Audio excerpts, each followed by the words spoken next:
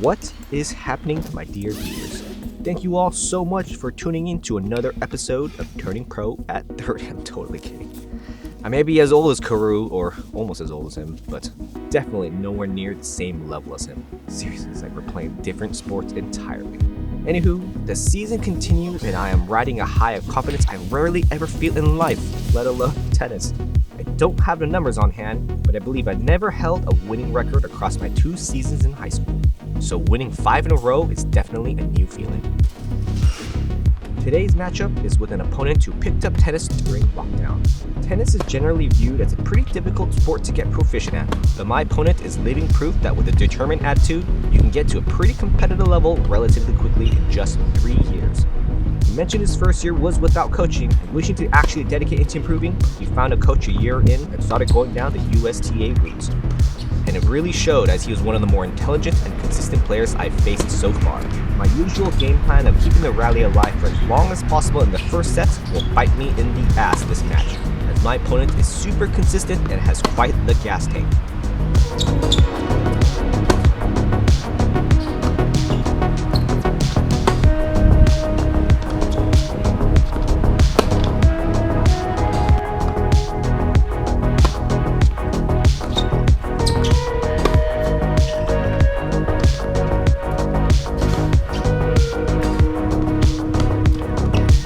But the first set started off as good as you could possibly start, with immediate break and hold. We'll see if I can hold this one throughout the whole match though.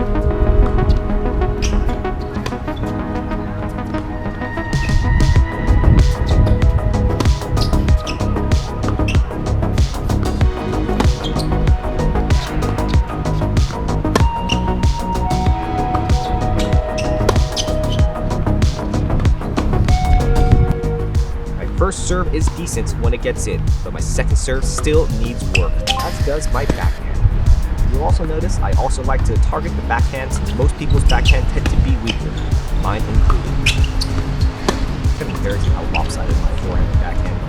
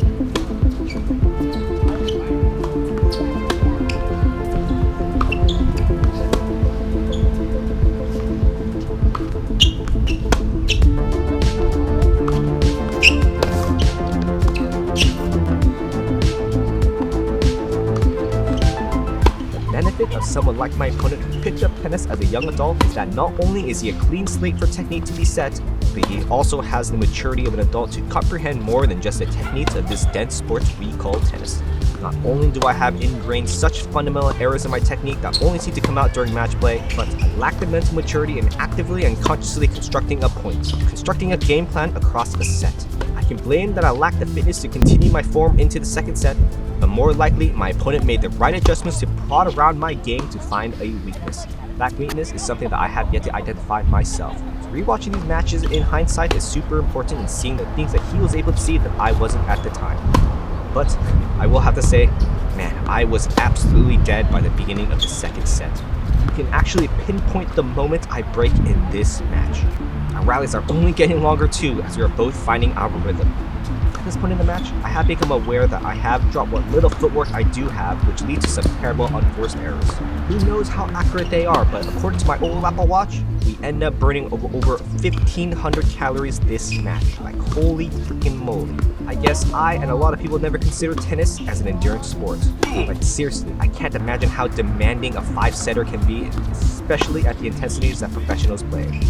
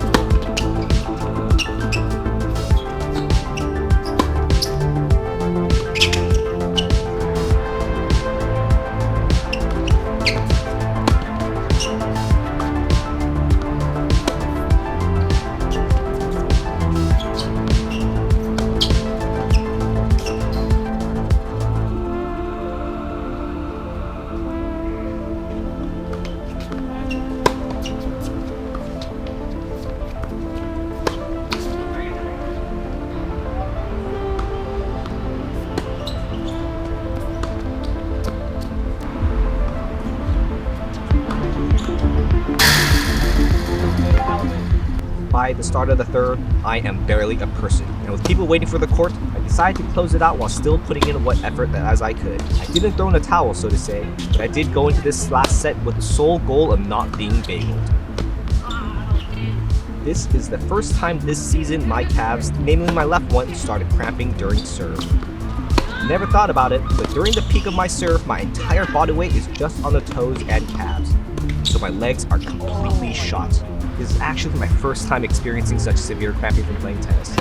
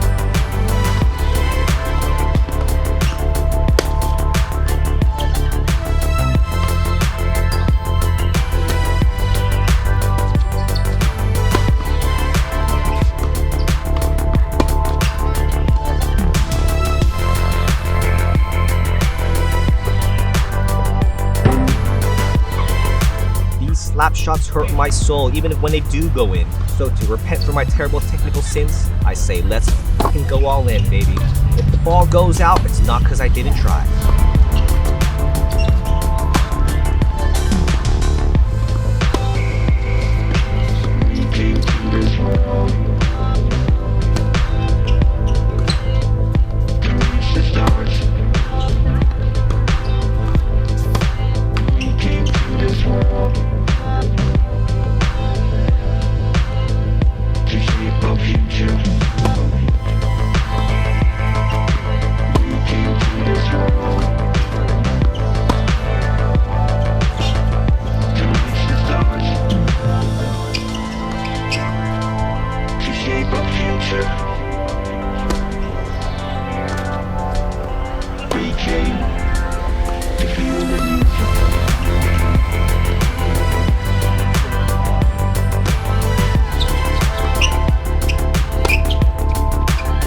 Imminent defeat, I still decide to go out swinging. And of course, this is where it all hit me.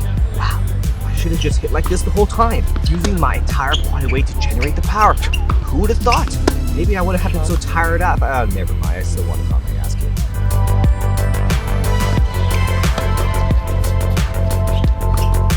Anywho, my dear viewers, we retire after saving a little face. I genuinely didn't think I could have gone any further, so I had to retire on a cramped calf. I really hope my path crosses again with my opponent, since this was honestly one of my most enjoyable matches.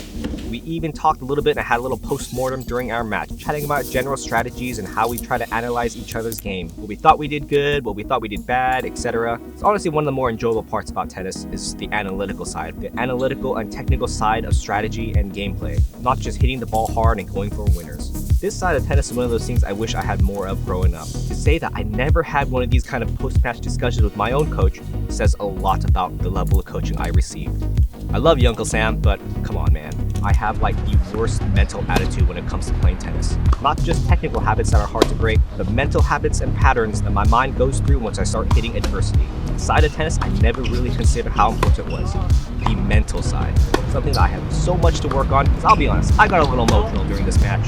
Some of the line calls got a little close, but of course, judging the footage and seeing how close I really do get to the line, I gotta give it to my opponent's discretion. It just kind of annoyed me how he hit the ball back before calling the ball out and, just get my hopes up. Thank you all anyways, I've just been rambling now at the end of the script. This is actually all unscripted, so you can probably tell when I start ad-libbing things versus when I'm reading off a script.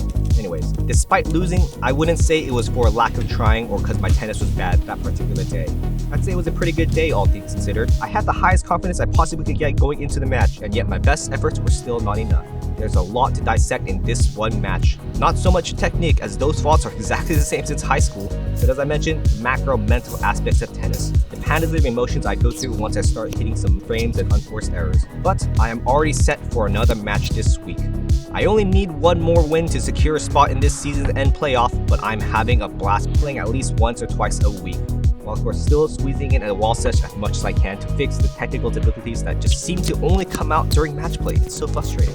Anyways, that is all for this one. We have been brought back down to earth with our first loss. I'll be honest, I'm a little bummed out, but I definitely would have been even more sad if I didn't play as well as I did. I'm sure we can all relate to that. Much like how there are times when you feel bad for winning in such dirty ways. Like, how can you live for yourself, you damn moonballers? I'm just kidding, not really. Anywho, thank you all for watching this episode, my dear viewers. The reception for these videos have been unbelievable. I do put a lot of effort in these videos, as you can tell, although these match reviews are a lot easier to do since I don't have to set up as much over-the-top shots. But I do have a lot of plans on growing this series into so much more than just match plays. So leave a like, subscribe, and comment what you'd like to see more of this channel, and I hope to see you in the next one. But if not, I'll probably see you